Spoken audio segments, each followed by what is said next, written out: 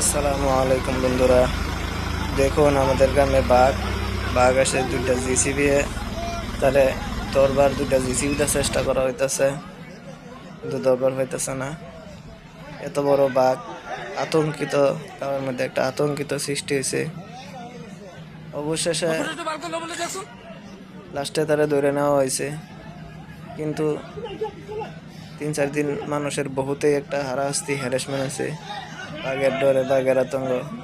যেহেতু মানুষও হয় 2-3টা গয়েল করছে, না করা না কামড়াইছে। আর বড় কথা হয়েছে হ্যাঁ তো হ্যাঁ জীবন বাঁচাবার লেগে আছে, কোন জঙ্গলতে আছে তা কইতারি না সঠিক করিয়া, কিন্তু চারের মধ্যে পানির ফেসে করে পানিতে বাঁচবার লেগে, তার জীবনটা বাঁচাবার লেগে গাও উঠতে আছে। জীবনটা তো বেহেরেই দামি, সবই বুঝায় নিজের জীবনটা কত দামি। হ্যাঁ, আত্মাটারে তো কেউ কষ্ট দিবারছে না ভট করিয়া, তাই হ্যাঁ নিজের জীবন বাঁচার দিকে দিশা পাইছে, এদিকে আছে। তো ওইলে কি গাঁয়ের ভিতরে গাঁয়ের মানুষ তো আর কোনোদিন বাঘ দেখা নাই, তাই মানুষ পারে আইছে, কিছু ঘায়াল হয়েছে।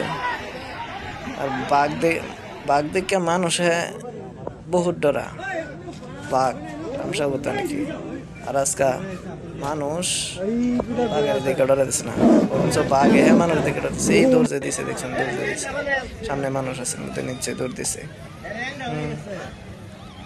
যাইবারও চেষ্টা করতেছে, যাইবার পাইতেছে না। চারো দিক দিয়ে মানুষ, এত মানুষ, বাঘও কনফিউজ হয়ে গেছে কোন দিক দিয়ে যাইব কোন দিক দিয়ে না। ভাইয়েরই মানুষ, এত ফরেস্টের লোক আছে, তারা বেজি মারা হয়েছে কিছু হালকা করবার লেগে, হালকা হইতেছে না। বাঘটা কি তাজা তোর হালকা হইতো,